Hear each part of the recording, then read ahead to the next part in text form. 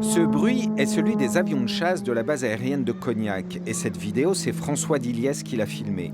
Excédé par ces nuisances, cet habitant du sud Vienne les enregistre avec son sonomètre.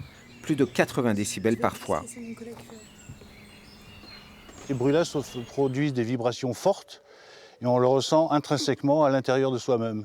Et ça provoque de l'irritabilité, du stress, des problèmes d'endormissement pour les enfants. C'est la vie de famille qui est complètement perturbée. Le Pilatus est l'avion d'entraînement pour les futurs pilotes de chasse. Ces avions volent à basse altitude pour se rapprocher au maximum des conditions réelles de poursuite et de combat en temps de guerre.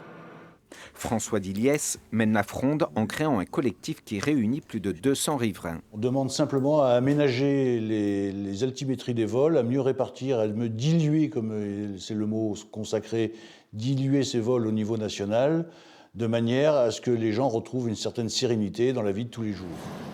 La base aérienne de Cognac se défend. Elle étend son terrain d'entraînement et augmente la formation sur simulateur.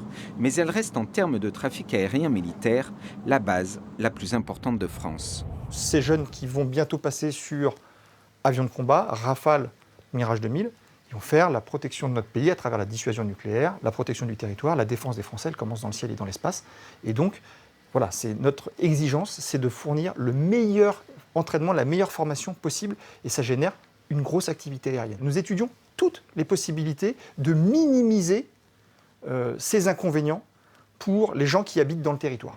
Dans 3 ans, ces petites grobes 120 sur lesquelles les pilotes commencent leur formation partiront tous à Salon de Provence. De quoi dégager un peu de trafic et apaiser peut-être les tensions.